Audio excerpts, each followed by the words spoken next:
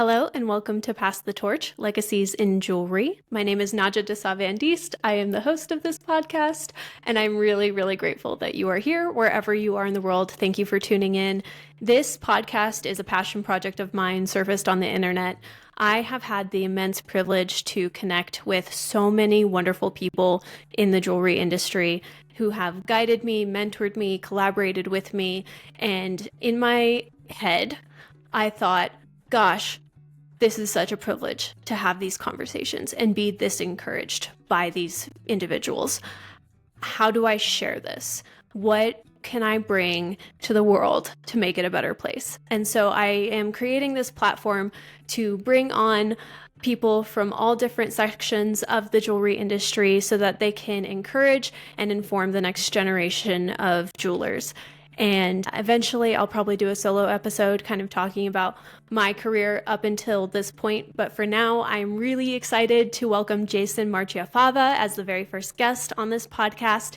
He is a world-renowned jeweler, just so knowledgeable and so talented. It was an honor to have him on this podcast. Jason, thank you so much for your time, for your energy, and for being willing to share. It is an absolute gift to hear from you. Jason Marchiafava, thank you so much for joining Pass the Torch, Legacies in Jewelry. You are my first guest, which is bold of you and brave of you to be my test run on this. Thank you. When I ran a list of all the people that I wanted to have on this podcast, there was a reach list of like people who we so respect and love and admire, and you were always at the top of that list, and you were the first to respond. So here you are. Thank you. Congratulations on your podcast. Starting out and telling people about how you even got started.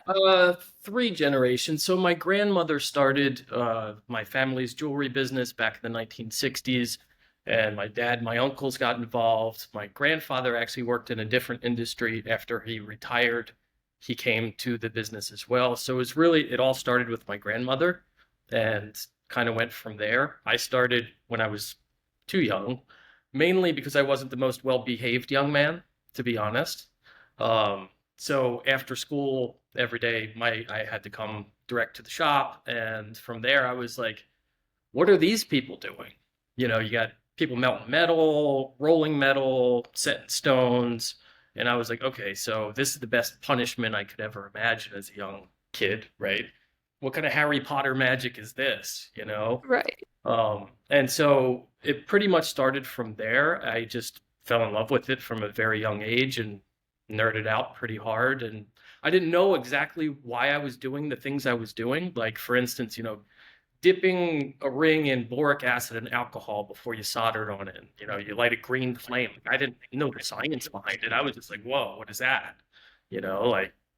So started as alchemy, and then as I got older and learned a little bit more about the science behind it, I geeked out on that too, and just kept going. And a lot of my journey was based on really wanting skill. It was based on not knowing what area I wanted to do as my job. I started in metalsmithing and fabrication. It was actually model making. We weren't fabricating for finished pieces of jewelry. We were fabricating to make molds, to make castings. That's where the basis of my fabrication came in.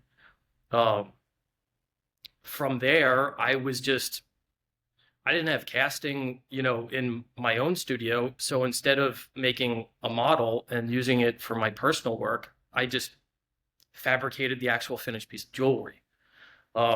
And from there, I was like, okay, I don't know if I want to do this, but those stone setter guys over there look cool. Let's go hang out with them for a bit. So then I started stone setting, and then I discovered hand engraving, and I was like, whoa, what kind of crazy stuff is that? And it was mainly because I started so young, I had time to burn. And so I just kept trying different stuff, and I kept liking different stuff. So my hobbies, when I was a jeweler, doing stone setting, that was a job, but engraving was a hobby that ended up becoming a part of my job. And so all of these things that I was doing as hobbies, I just collected and stuffed into my job category, basically. I love that. Time to play. Yeah. Yeah. That's so wonderful. So for those people who don't know who you are, I feel like the ones who work in the industry are familiar with your work or familiar with New Approach. Sure. Um, but you've morphed in several ways throughout your career. You've morphed from fabrication to then I think you switched to engraving and steel is what I was reading up on. And then, you kind of went into the manufacturing sphere and was working with Tiffany and Company as their master craftsman for many Yep. years, informing how they do manufacturing. And then now you've sort of bled into this new realm of also doing or almost returning to your roots of fabrication and then Yeah. also teaching. Yeah. With all of that in mind, what are some of the disciplines you would consider a tribute to your success? We look at you and consider, you to be a very successful member of our industry. It's a good question. So there's two different things that I would say when it comes to this. So if you think about, a simple four-prong basket setting, right? It's two jump rings and four pieces of wire. The difference between that, say, a pair of stud earrings and a huge diamond necklace is that there's 500 baskets on it, right? I can teach you how to make a basket in an hour. Linking them all together and making them lay right on a necklace requires a lot of time and a lot of patience. Even though fundamentally that basket, it's just a big cluster of baskets on a necklace. It's very simply said, but it takes an incredible amount of time to put it together. Uh, this kind of dawned on me in some of my travels to Italy when I was studying Bulino engraving, where Bulino engraving is dots that are arranged in an order that gives you an image, right? Say a portrait or so. I could teach you how to do a Bulino dot in 10 minutes. How to arrange them and put them into, an image. So a postage stamp size image would take me about 40 hours to do. Uh, and seeing that one dot at a time and visiting studios like Fracassi and creative art and some of those firms in Italy that create incredible imagery on steel, one dot at a time, there's a patience and a discipline that's involved. And there's no other way to get there other than that patience and discipline. The dot's the easy part. The basket is the easy part. Putting it together into that final object is the challenge. I would say that's the patience piece of it, and discipline, if you will, is one part of it. The other half of it. So growing up in New Jersey, I grew up in New Jersey. It's a pretty high-paced, aggressively strong culture, I would say. And in that, it's very rooted in my perception as a very no culture. Like we automatically just regurgitate the word no to everything first, and then eventually warm up to saying yes to something. I Sure. would say not having resistance, saying yes to opportunities that come. This is kind of a funny story, but long time ago, there's a Jim Carrey movie called Yes Man. Mhm. And I decided that when I was leaving my early 20s, after watching that movie, actually, I decided I was just going to say yes to every opportunity that came to me. And for the most part, yeah, there was some struggles, there was some issues, but taking the opportunities and not being resistant to opportunities that come is a big piece of it. And you're Mm. not really looking for necessarily what you want, you're figuring out what you don't want. And I think between those two things, in my Tiffany career, a huge turning point came. One afternoon, my boss called me and she was like, "Hey, do you know anyone in Korea that could set a big diamond for us?" And I was like, "Yeah, me." And she was like, "Really? We don't have anyone that will go. Will you go?"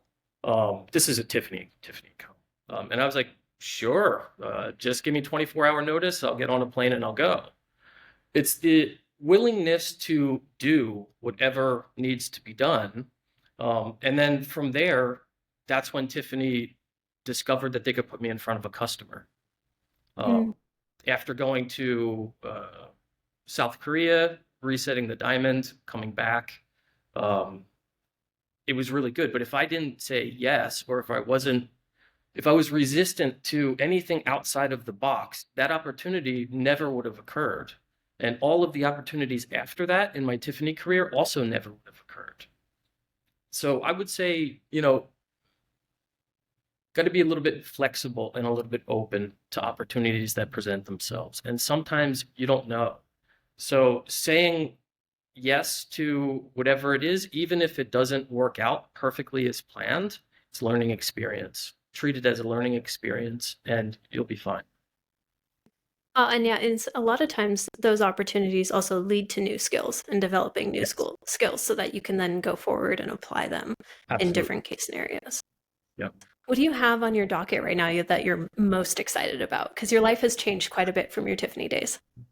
So I currently bounce between my studio in Tennessee, my office in Bangkok, India, and we have an office in Sri Lanka as well. So I wear a lot of different hats. When I'm in the US is when I teach and at the school and when I work on my fabrication projects. When I'm in Bangkok, this is an import-export business and manages my consulting work. Our office in Sri Lanka collects sapphire, rough sapphire, and processes it and exports it to our Thai company. I spend a lot of time in India teaching and training in factories, building manufacturing systems and optimizing. Probably what I'm most excited about right now is so during COVID, we launched a project called the J.Fava project, and it was one of those things that as jewelers, we can't save the world, but maybe I can help a few people before, leaving this earth, if you will. So the idea was to make a line of engagement rings with sapphires from Sri Lanka specifically. And then from that, create a scholarship fund and work with some of the local orphanages and that stuff from the proceeds of those rings. We're about to launch, say May, June timeframe. Everything will be complete and will go public.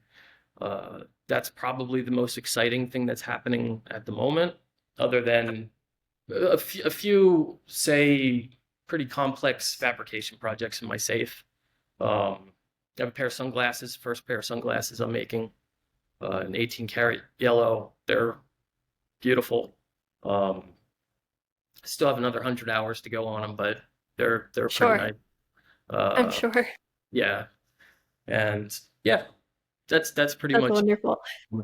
You have so many hard skills, specifically when it comes to sitting down at the bench. What would you consider to be your most developed or your favorite or your best skill? That's a good question. There's a lot of things I do that I don't necessarily like, but I'm good at them, but I don't necessarily like them, right? I think Right. probably the thing that I enjoy the most is the engineering part. For complex pieces of jewelry, there's a lot of moving parts and there's a lot of domino effects. So the order in which you build it and how you connect it together and figuring out all of how to solve those problems is probably what I like the most. It's really the process. Like the finished piece of jewelry, I don't actually care about. So you're It's MacGyver. I'm in love with the actual making piece of it. Yeah, After yeah. the making piece of it's done, then it's just a thing, you know? Uh, It's a thing that goes out into the world and has its own life. yeah, You saw it through the genesis and through the growing stages of all of it. That's so wonderful. And then I don't know if you've ever toyed with this concept of like death to the author, but once it goes out into the world, it's no longer yours. yeah. And for me, I would rather just keep them. I'll just make If it and only keep we it. didn't need to make money. Right. Is there one particular piece that comes to mind when you say I'd rather keep them? All of them, but I'm split because I haven't ever really made anything that I actually like. Um, and then the other side of me, I just, yeah, all of them. That's a good answer. I They're don't all make your jewelry they're all your for babies. people. Yeah, I make jewelry for me in the vision of what I would put, in my wife's ears or on her finger or something like that. So after pouring 200, 400, 800 hours into a thing, it's like a big piece of my life is in that thing. And how can I sell that? Right. I mean, I do, So, but yeah. I don't want to. Hopefully, I worked in sales for a really long time. That was my start in the jewelry industry, and my goal was everything was so beautiful. My goal was that it would go and have another life with that person, Sure. and that I saw it through, sometimes very beginning concept. I'm rather new to sitting down at the bench though, so I wasn't the one making them at the time. I feel like it'll be a different experience when I start selling pieces, but Sure. yeah. Moving forward, now that you sort of have this rhythm, you're bouncing around everywhere. I love it so much. You're in every when you agreed to take this interview, you're like, yes. However, I am in Thailand. We need to coordinate a time. So for those listening in, it is currently 8 p.m. in Denver, Colorado, and it is -4 degrees outside. I'm sure it's not that in 10 a.m. Thailand. Yeah, it's like 80 and sunny. It's a beautiful time of year. It's not too hot, and Thailand only has two seasons, hot and hotter. It's about 80 out right now. Beautiful morning. That's nice. I just got back from Brazil. I have family there, and I spent the holidays with them. And it was 90 degrees there and 4 degrees here. So that was a bit of a harsh, Oh yeah. abrupt coming back. Oh yeah. Time to get time to hit the pavement working. I boycott winter. There you go. Decide that it wasn't worth doing. You and I read also that you had done some work in Brazil. I have. Sao Paulo. Tiffany sent me there. So Brazil in general has a very rich history in gold work. Um, Hmm. didn't have a lot of experience in platinum. So Okay. my job was to go there and help train the service providers. So if you buy a platinum ring at Tiffany, you need it sized, something like that. So I trained them, did a training session on how to work with platinum. Clean everything off beforehand. Oh yeah, totally different than That's gold. yeah. That's one of the things I haven't been to New Approach. It's on my radar, but that was one of the big things that I was looking at. Is like, where else am I going to learn how to fabricate a platinum ring Platinum's amazing. from scratch? Yeah, I would pretty much prefer to work in only platinum if I could. Wow. Yeah. Okay. It's very That's a clean, statement. oxidized, it's dense, it feels great, it's soft, cuts great, files great, polish is amazing. It's just totally different than jewelry and gold or silver or any other metal. Once you learn, how to handle it, it's much easier in my opinion. That's great to know. I wouldn't have known that otherwise. That's Yeah. that's I'll consider that moving forward. Um, if you can do anything with unlimited resources and the guarantee that it would succeed, what would you do? Uh, Pretty much exactly what I'm doing. Um, I wouldn't do anything different really. And, my aspirations aren't massively huge or anything like that. Living a peaceful life and being a good human and creating things is pretty much that's the goal for me. My companies, certainly money isn't the motivation. It's more of quality of life and how I spend my time is really more of a important focus for me. I probably wouldn't change a whole lot of what I'm doing right now. That's wonderful. Looking back on your career, is there a piece of advice that you wish you would have known when you were super young, starting out? Maybe not as early as like 11 when you truly first started out, but maybe if you were like in your early 20s, is there some tidbit or nugget of knowledge that you wish you would have known that you would now tell someone like me, brand new novice, starting out? Yeah, so definitely foundation is key. I think in the fast-paced world that we live in, a lot of times jewelry learners are on a fast track, and there is no way to fast track learning how to file. I think filing, sawing, and drilling, those three things are one of the most important things that you could do. And if you don't get it in the beginning, it will follow everything that you do. I see it every day scrolling Instagram where amazing jewelers that never learned to file properly, and their pieces they're lopsided, or the lines aren't straight. And it all comes down to the fundamental base.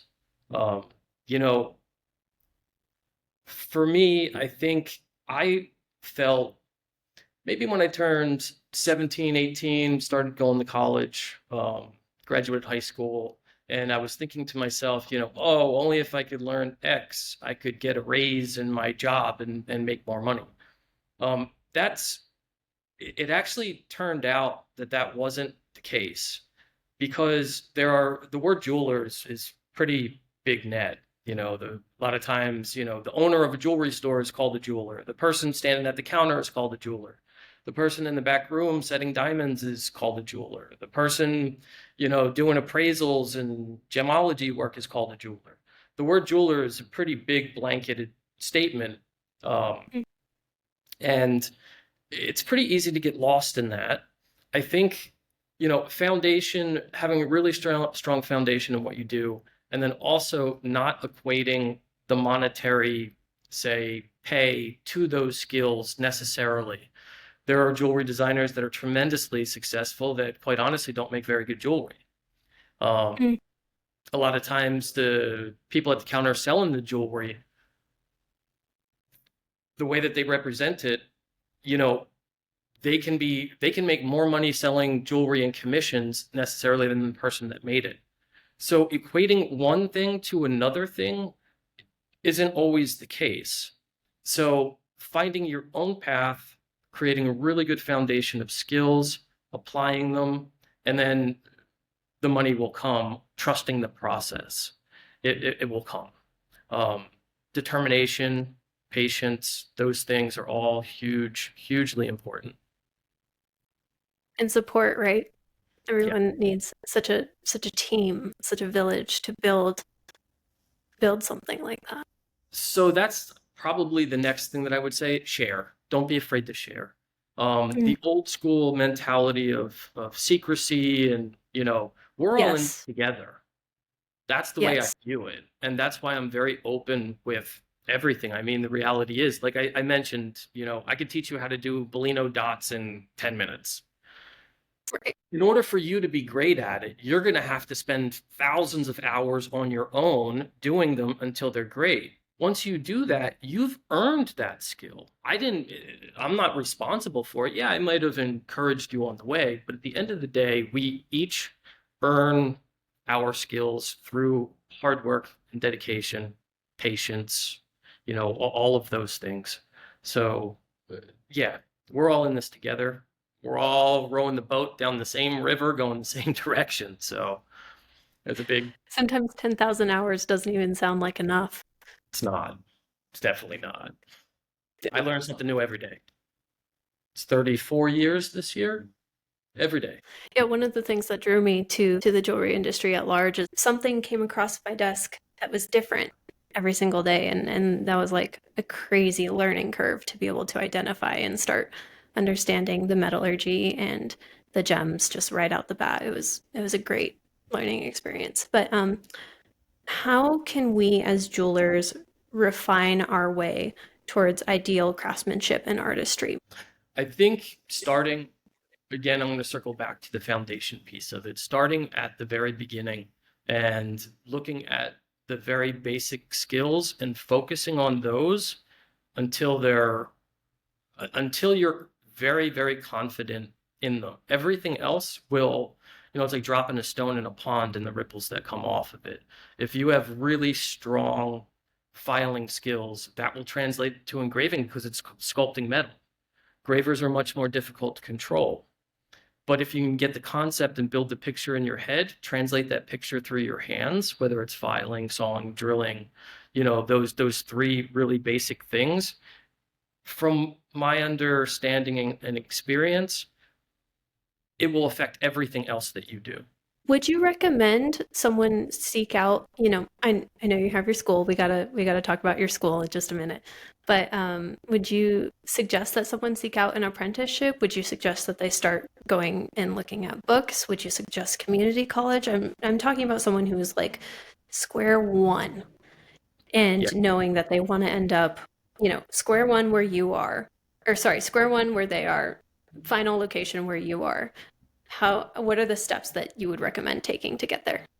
So definitely they have to be young enough in a position where they don't have, say, a family that requires them to take care of.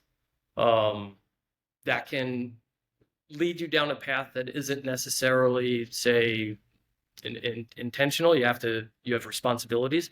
One of the biggest strengths that I had is I didn't have any of those outside responsibilities. I didn't have anything that was holding me in one location or forcing me to stay employed for a certain thing, right?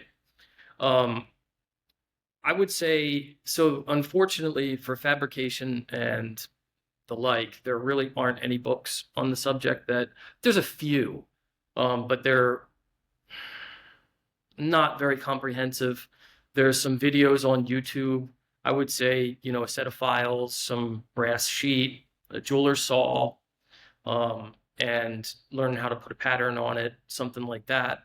And then researching the ancient, Scythians. Scythians are my favorite goldsmiths of all time. They made the most amazing stuff out of tents. They're a nomadic tribe, 400 AD, right? They figured out how to do this stuff in tents. We can figure out how to do stuff in 2025, with a little bit of creativity, right? And basic tool set.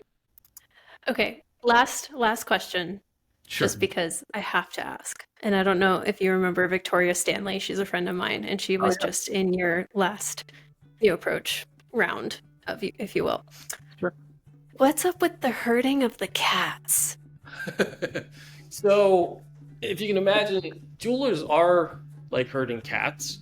If you try to get them, a big group of them, to go in one direction, they'll kind of just disperse. And then you got to try to herd them back, and then they just disperse. It's not possible to herd cats, and jewelers are very much like herding cats. Okay, so you're not talking about actual cats.